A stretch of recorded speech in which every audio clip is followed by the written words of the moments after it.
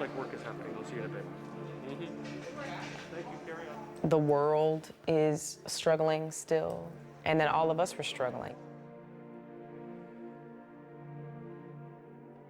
There's that sort of post-traumatic stress that a lot of us hadn't even dealt with yet, but that burst out almost like a waterfall for a lot of us as we were shooting. It's very expensive for everyone emotionally. It takes a lot out of them. We're all in this together. Wherever we come from, whatever our experiences. And the only way we get through this. The only way we'll move forward is together. When we were told that we were going forward to do our next season during the pandemic, we were all like, happy to have the work, grateful for the work, and trepidatious because we didn't know what it was going to be like. Flying up here and coming here on the first day was terrifying, like really terrifying. I think I did have like a mild panic attack the first day that I was back on set. And it was just for a COVID test and a fitting. We weren't working, but it was a lot. We had to institute a screening system for cast and crew arrivals and reporting to work. We had a training program for each of the departments on how to work safely in a COVID environment.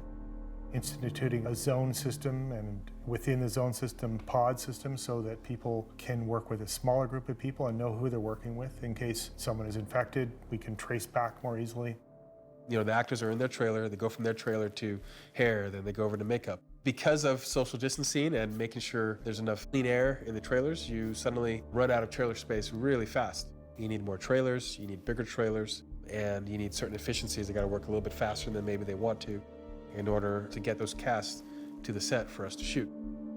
There are certain jobs that are much easier to do from 12 feet apart. Being on a film set is not one of them. It really, in many ways, fell on Tunde and Ted, and particularly Tunde because he's an executive producer on the show, and he's our showrunner in Toronto. He just led the charge in making sure that if anyone had any concerns, those concerns could be heard.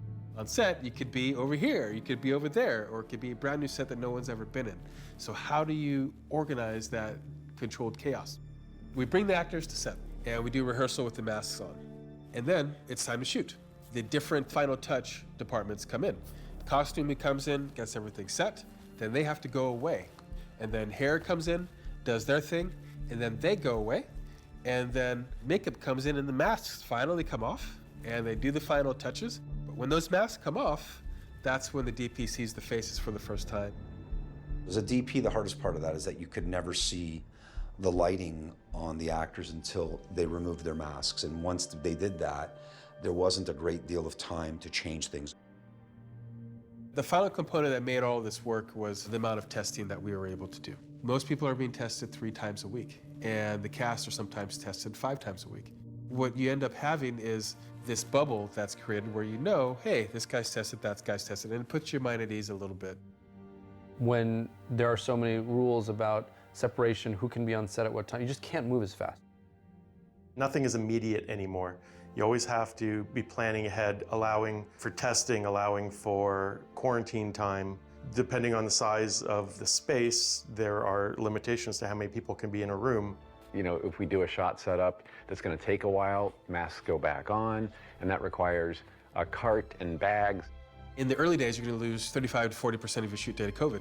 What's happened now, as we've gotten used to the rhythm, is we're probably down to about 10 to 15%. You're losing certain shots, certain angles, certain specialty shots that make the show special. You're losing time to work with the actors and to get the performance just right.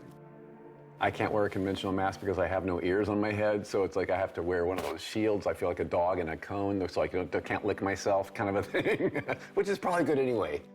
Wearing the mask 12 hours a day, having to wear face shields, distancing, gloves, all of that takes its toll on your brain more than it does on your body. We have to wear our masks during rehearsals, so what happens is the first take is really the first time you really get to do it.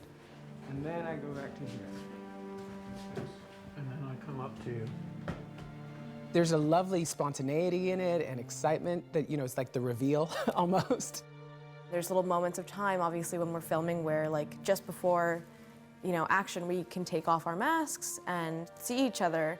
Today I was walking around the studio on my way here, and a couple of the crew guys were outside eating their lunch, And I saw them without their masks on for the first time all year. A couple of them are guys I've worked with for 4 years now. It was very bittersweet. Like that was the only time I'd gotten to like see their face, you know? This was a muscle that we had to build, wearing a mask 24/7, breathing through that mask, exerting through that mask, lifting up heavy lights, rushing from place to place. That was very hard early on, and people were just exhausted. For such a dark time and for so many challenges, there was an explosion of love and community that came out of this, and I've really noticed people taking care of each other. I have loved Doug Jones for a very long time, but this season, I have to say, he has been a godsend to me because everything rolls right off of Doug Jones, and I needed to learn a little bit of that myself. When I'm wearing a rubber makeup and being an alien, I have an isolated experience on set more than other actors would. I'm rubber gloved, I can't use my phone. I save my energy, so I kind of do this between takes. I'm gonna sit here between takes and take a nap. And he can fall asleep on a dime. So it's a skill that I'm learning from Doug. Self-care by Doug Jones. COVID has made the shoot in general last longer, so we're finishing a lot later than we had originally anticipated, and some people were away from home a long, long time. I didn't expect how hard it would be, like the effects of just like coming out to a different country and filming and living alone, entirely isolated away from my community, away from, you know, the people that I know back in LA. Living in Los Angeles and then living temporarily in Toronto has been different because I can't fly back and forth like I was used to. I'm fortunate that my fiance is here with me and our cats, but some of the other folks in the cast aren't so fortunate. So we've been trying to do as much as we can virtually to support each other and be each other's family when we're not at work. We've started up this like weekly Zoom D&D group where we play Dungeons and Dragons together. 5 of us from the cast are playing a regular D&D game, and that has been one of the lifelines for me, and I think everybody would agree. It's just been such a great form of escapism because we can't, you know, go anywhere. So we get to explore these new places and explore, you know, going to a tavern and a cave and fighting monsters and stuff.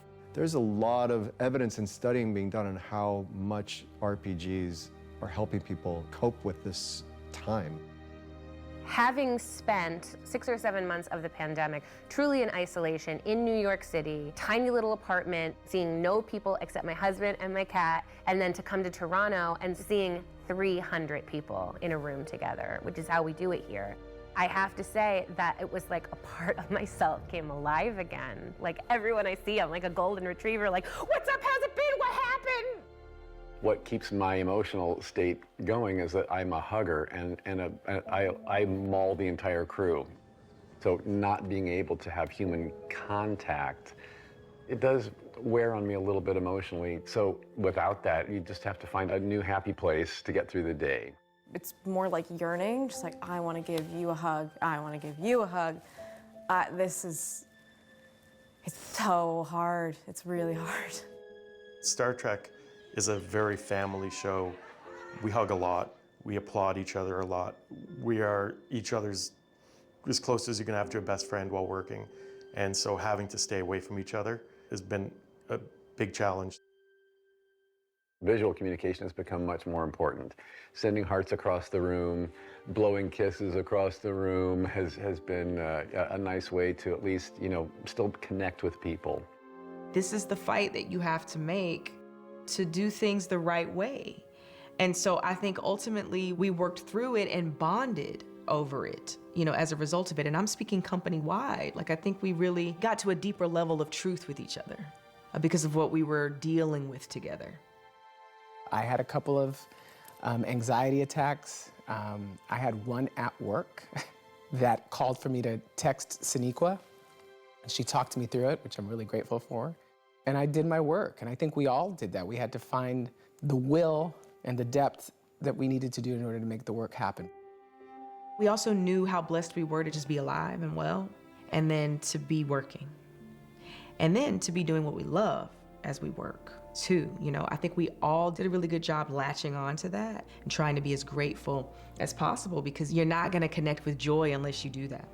We would always kind of encourage each other in that way in those days where it was really hard, where there were lots of tears, and just a lot of turmoil and sorrow and despair and stress and anxiety. I can just remember all the conversations that we had to have, all those huddles that we had to have where, you know, we were freaking out in a bad way. It can be very uncomfortable to accept the truth that some things are beyond our control. But we have to. Otherwise, we run into the same walls over and over and over again. My hope is that the audiences don't feel it, don't know that we were in COVID, that they don't even think about it. But if they look closely, you know, what they'll see is the hallways look a little bit more empty, right? Because we have a cap on how many people we can have in the hallways. The bridge looks a little bit empty because we can only have a certain number of people on the bridge. I think all of us feel incredibly safe at work, like the way that people are taking it seriously. We were already bonded and we were already a family, but going through that, we're a for real show family. We have come a long way, Captain. Indeed we have.